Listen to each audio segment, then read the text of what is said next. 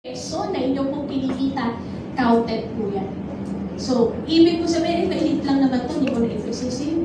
Ang kakain ko na lang ito. Aba, may impact po yan sa kabuuan po ng ating mga savings. Amen po ba? Diyan pa po ba kayo? So, these are the principles of savings. Principle number 1, sabi dyan, magkaroon ng layunin.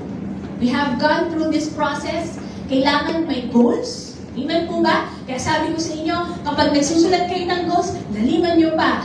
Or, be more specific. Kailangan may timetable, kailangan nasusukat nyo, sige, laliman nyo pa.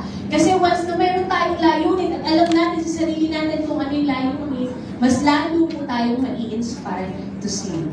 Alright, number 2, sabi dyan, huwag mag-impok sa kung ano lamang ang matitira sa mga kinita at gastos. Gumastos lang pagkatapos maitabi ang impok. Pwede po basahin ulit natin ito ng sabay-sabay. 1, 2, 3, go! Huwag mag-impok sa kung ano lang ang matira sa mga kinita at gastos. Gumastos lang pagkatapos maitabi ang impok. Ano po ang formula natin sa savings pangkaraniwan? Noon di ba tayo nag-undergo ng financial literacy? Savings is equal to income minus expenses, it is equal to savings. Ano ibig sabihin? Pumasok yung income mo, niless mo yung expenses, whatever is left, yun ang savings. Babaguhin natin yung formula na yan. Sabihin mo sa katabi mo, babaguhin natin yung formula na yan. Baguhin. Paano na ulit kayo ng formula natin? So, financial literacy, mga kapatid. Savings is equal to income minus Expenses.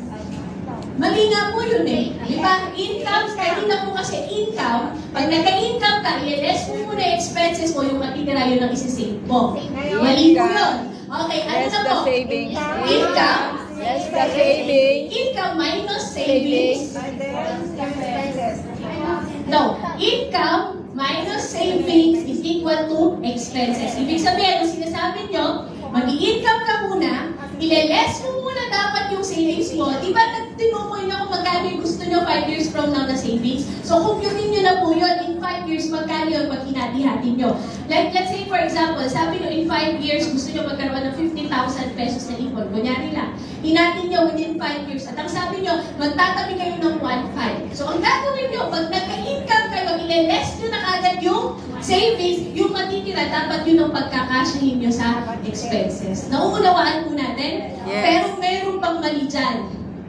That is the traditional way of savings. Pero ang Christian way of savings, ganito. Paano? Income, less tithes. Dahil bakit? Priority natin ulit yung nagbibigay sa atin ng blessing.